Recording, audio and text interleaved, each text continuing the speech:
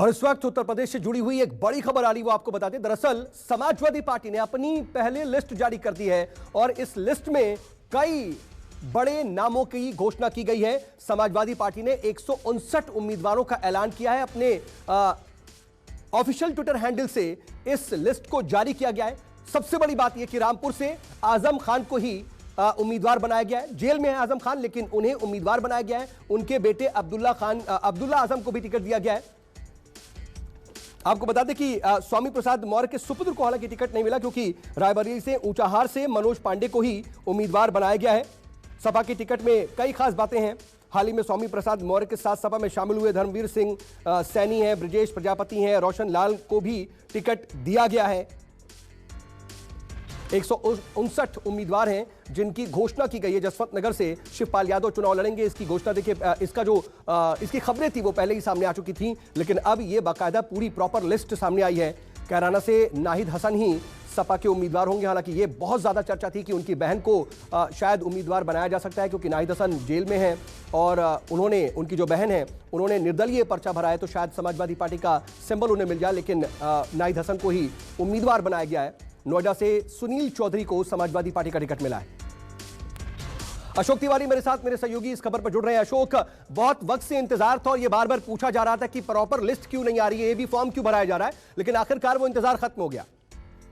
देखिए, निश्चित तौर पर समाजवादी पार्टी की तरफ से बीते कई दिनों से अपने उम्मीदवारों को सिंबल आवंटित किए जा रहे थे, उनको चुनाव के फॉर्म भी दिए जा रहे थे और लगातार अखिलेश यादव से सार्वजनिक मंच पर यह सवाल पूछा जा रहा था कि आखिरकार आप अपने उम्मीदवारों की सूची सार्वजनिक क्यों नहीं कर रहे हैं। तो अभी थोड़ी देर पहले समाजवादी पार्टी का जो ऑफिशियल ट्विटर हैंडल है उस पर 159 उम्मीदवारों की सूची समाजवादी पार्टी की तरफ से जारी की गई है।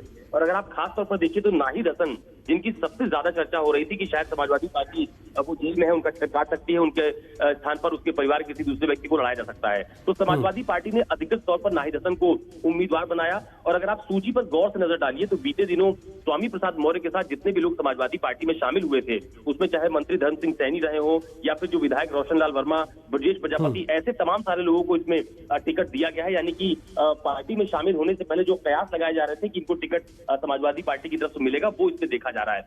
तीसरी सबसे अहम बात यह है कि रामपुर की सभी सीटों को लेकर काफी चर्चा बीते दिनों हो रही थी और ये कहा जा रहा था कि क्या समाजवादी पार्टी आजम खान को जेल में रहते हुए चुनावी मैदान में उतारेगी या नहीं।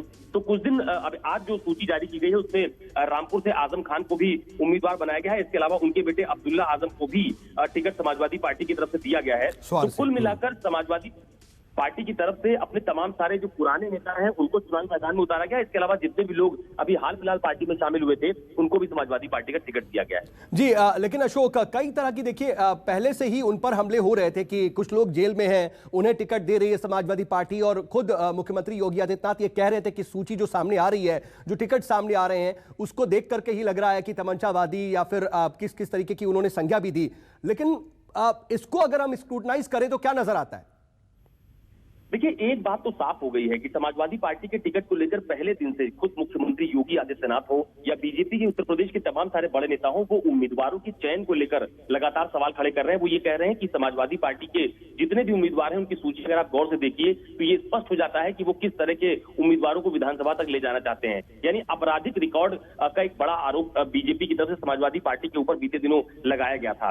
तो अब ये जरूर है कि नाहिद हसन को टिकट दे देना, आजम खान जिनके ऊपर तमाम सारे मुकदमे इस वक्त कोर्ट में विचाराधीन है, उनके खिलाफ मुकदमे चल रहे हैं, वो खुद जेल में हैं, उनको टिकट देकर मैदान में उतारना, तो ये तमाम सारी बातें ऐसी हैं जो आने वाले दिनों में बीजेपी बनाम जो समाजवादी पार्टी की लड़ाई जो खुले तौर पर फिलहाल दिखाई दे रही है उसको और बल देगी। और मुझे ऐसा लगता है कि सूची अभी जारी हुई है और अभी थोड़ी देर बाद बीजेपी की तरफ से इस पर कोई ना कोई बड़ा रिएक्शन सामने आएगा, क्योंकि आपराधिक उम्मीदवारों को इस बार अपना रिकॉर्ड भी सार्वजनिक करना होगा, एक पोर्टल अपना पूरा ब्यौरा देना होगा, राजनीतिक दलों को भी ये बताना होगा कि आखिरकार उनकी क्या मजबूरी थी कि वो ऐसे उम्मीदवारों को अपना